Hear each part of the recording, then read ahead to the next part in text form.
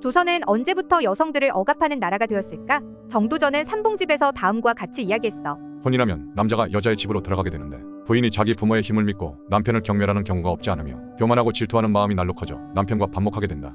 조선을 건국하고 성리학 국가를 건설하면서 우리가 아는, 그러니까 여성을 억압하는 조선이 바로 시작되었을 것 같지만 사실 조선 전기까지는 그렇지 않았어. 당시 상황은 성리학자 율곡 이이의 집안만 봐도 알 수 있어. 신사임당의 남편이자 율곡 이이의 아버지 이원수는 강릉 오죽헌에서 처가살이를 했고, 이율곡 역시 공부와 벼슬 때문에 돌아다니기는 했지만 종종 처가살이를 했어. 그리고 조선 초기에는 자녀들이 부모로부터 재산을 물려받을 때에도 남녀 차별 없이 공평하게 재산을 물려받았고 여성도 제사를 지낼 수가 있었어.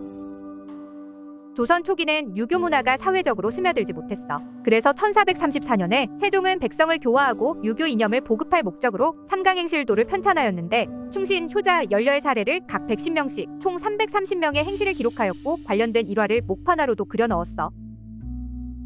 조선 9대왕 성종이 경국대전을 완성했어. 경국대전에는 여성의 재혼을 금지하는 법이 있는데 당시 신하들 대부분이 반대했다고 해. 왜냐하면 경제적으로 궁핍한 여성들은 굶어 죽을 수도 있기 때문이야. 하지만 성종이 왕권으로 이 법을 밀어붙였어. 경국대전의 제가녀 자손금고법을 보면 재혼한 여성의 자손은 과거에 응시할 수 없다 라고 규정하고 있어. 하지만 남성들의 경우에는 달랐어. 부인이 사망한 사대부는 3년 후 결혼할 수 있다. 우리가 잘 알고 있는 콩쥐팥쥐나 장화홍련전 이야기를 보면 아이를 데리고 재혼한 여성들이 등장해. 그러니까 조선 초기까지는 여성들의 재혼이 자유로웠지만 성종시대를 거치며 여성들의 재혼이 비윤리적이라는 문화로 자리 잡게 되었어.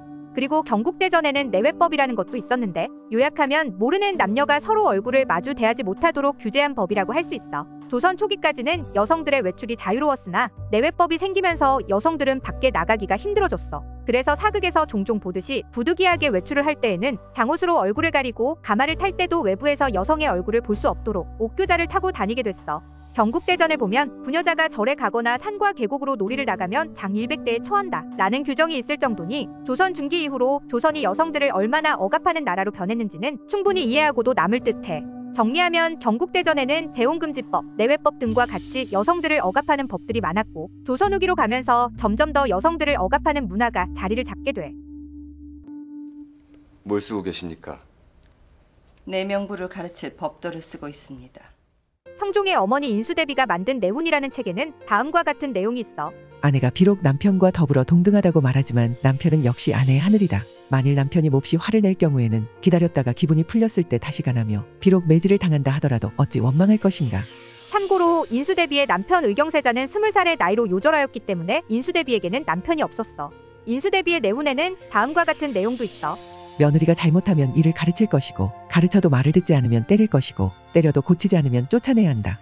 내훈은 인수대비가 조선의 여성들에게 가르치면 좋겠다고 생각하는 내용들을 중국의 책, 연려, 여교, 소학, 명감에서 뽑아 편집한 책이라고 소개되지만 인수대비가 내훈이라는 책을 만든 진짜 이유는 따로 있다고 볼 수 있어.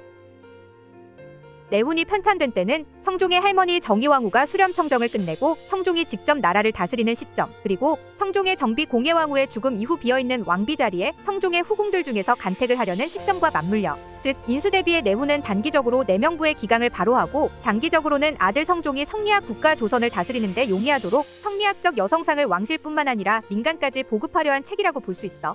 이러한 시대적 흐름 속에 내훈이 편찬된 지 5년 후, 그리고 7년 후에 2명의 희생양이 나오게 돼. 첫 번째 희생양은 여러 남자와 문란한 관계를 즐겼던 어우동이라는 여인이야. 당시 법으로 유죄이기는 하지만 죽음에 이를 정도의 죄는 아니었어. 그럼에도 성종의 의지로 어우동은 사형에 처해지고 말아.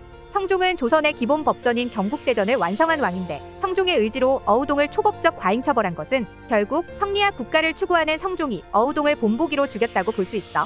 그리고 이어진 두 번째 희생양은 패비윤씨인데 물론 패비윤씨가 잘한 건 없지만 한나라의 국모이자 차기 왕이 될 연산군의 생모임에도 폐위된 후 사사까지 된 것 역시 성종의 뜻이었어. 이번 영상의 내용을 결론내면 우리 역사에서 조선 초까지만 하더라도 여성들의 지위는 상대적으로 높았어. 하지만 성리학 국가를 목표로 탄생한 조선이 성종시대를 거치며 여성들은 가부장적 질서 속에 갇히게 되고 조선 중기 이후 우리가 알고 있는 남존여비 사상이 강화되어진 조선으로 완전히 바뀌었다고 할 수 있어.